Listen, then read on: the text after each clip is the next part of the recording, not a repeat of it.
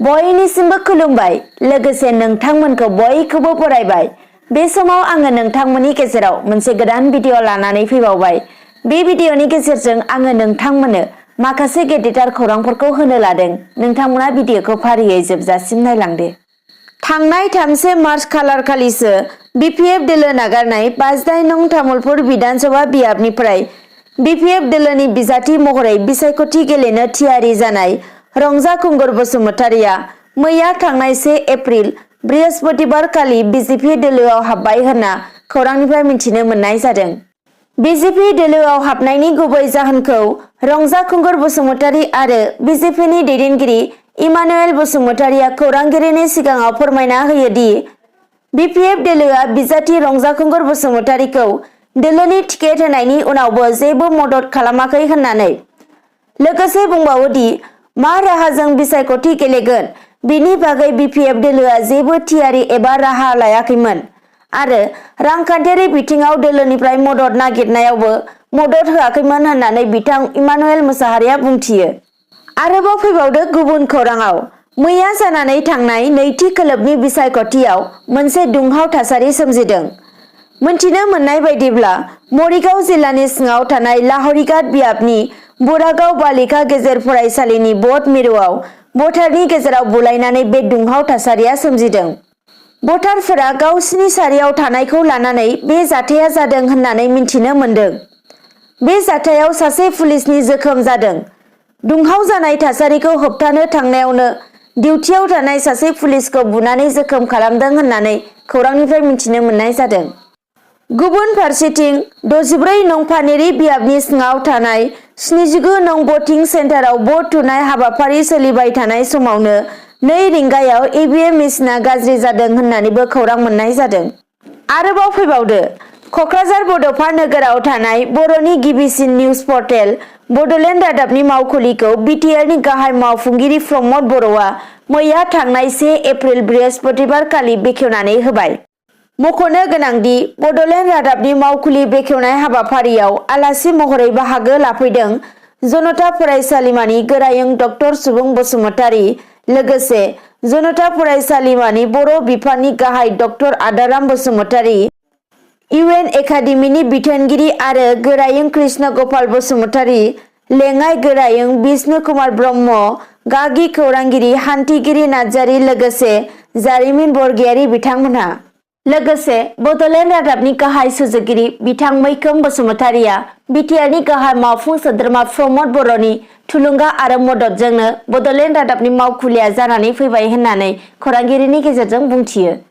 दानिया फैबावदो गुबुन खौराङाव आसाम बिधानसभा बिसायख'थिनि नैथि खोलोबनि भट थुनाय हाबाफारिया मैया थांनाय 1 एप्रिल बृहस्पतिबार खालि फुंनि 7 रिंगानिफ्राय जागायना मोन 39 बियाबाव जोबनानै थांबाय।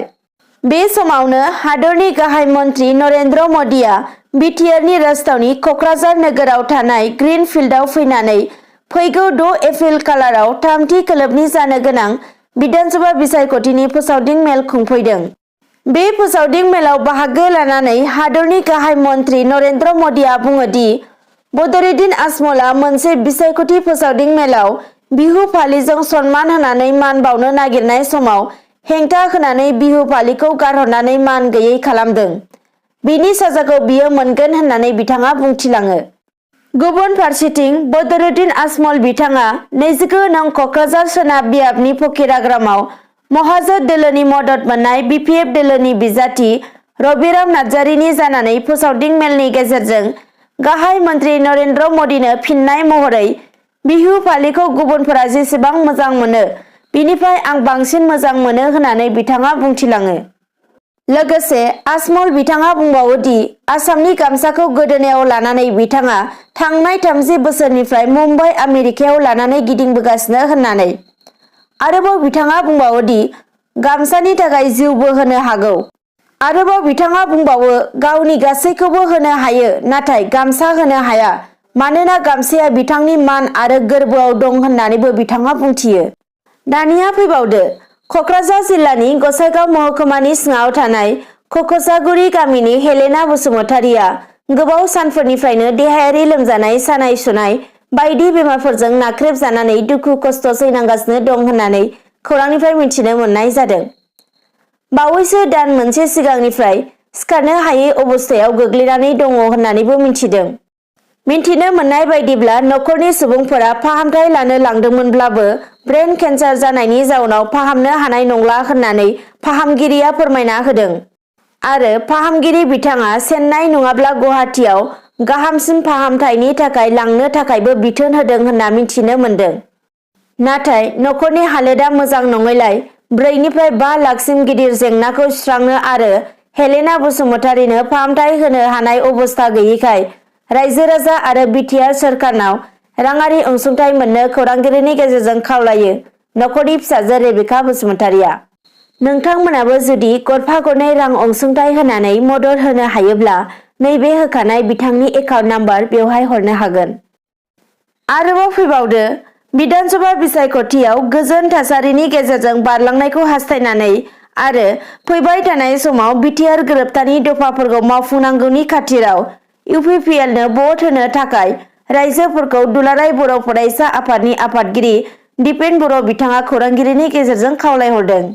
दानिया फैबावदो गुबुन खौराङाव नैथि खोलोबनि बिसायख'थि जानायनि सिगां हराव अदेबानि थांनाय 3 मार्च बुधबारनि हराव बरमपुर बियाबनि लाइमोन कंग्रेस दोलोनि आफादगिरि गितार्थ गायनखौ बुनानै गोब्राब जोखोम खालामनानै गालांदों होनना खौरांनिफ्राय मिथिनाय जादों। बे जाथायखौ लानानै बियाबाव दुंहाव थासारि सोमजिनायजों लोगोसे जाथायनि सायाव सोंखारिदों। लोगोसे नगावथायाव बे जाथायनि सायाव एजाहार होदों होननानै खौरांनिफ्राय मिथिनो मोननाय जादों। आरोबाव फैबावदो गुबुन खौराङाव भारत हादरनि आसाम रायजोआव बिरदों पाकिस्ताननि फिरफिला। खौरांनिफ्राय मिथिनो मोननाय बायदिब्ला कामरुप जिल्ला रङिया महकुमानि सिङाव थानाय रङियानि गुरकुसियायाव सिनाय मोनै दुथांफोरा पाकिस्ताननि फिरफिला बिरहोदों। जाथायखौ लानानै रङिया हालामाव दुंहाव थासारि सोमजिदों। लोगोसेनो रङिया हालामनि सांग्रां नोगोरारिफोरा बुंथिनाय बायदिब्ला दुथां सुबुंफोरा रङिया हालामनि सुबुंफोरनि गेजेराव धोरोमारि बेले-बेजे सानलाय होनानै भट बोखावनायनि राजखान्थि खालामनो नागिरदों होननानै सन्देह खालामना फोरमायदों। दानिया फैबावदो जोबथारनाय खौरां। मैया थांनाय 1 एप्रिल बृहस्पतिबार खालि 3 नं सिडली विधानसभा बियाबनि उदां बिजाथि जिसिया समफ्रामारिया लाइमुथियाव बिसायख'थियारि मावखुलि बेखेवहैदों। बे हाबाफारियाव बाहागो लानानै बिथाङा बुङो दि बे ओनसोलाव 10 बोसोराव जेबो सोलायनाय नुनो मोनाखै होननानै। बेनिखायनो फैगौ विधानसभा बिसायख'थियाव आंनि देरहानाया रोखा होननानै बुंथिनायजों लोगोसे देरहाखांनायनि उनाव रायजो राजाफोरनो हानायमानि लासै लासै मदद होलांगोन होननानै बिथाङा खौरांगिरिनि गेजेरजों फोरमायथियो। दिनै फुंबिलिनि खौरांफोरा बेखिनियानोसै। नोंथांमोना जुदि भिडिअखौ नायनानै मोजां मोनदोंब्ला लाइक, कमेन्ट, शेयार, साबस्क्राइब खालामनो दाबाव। एसेनोसै, गोजोन्थों।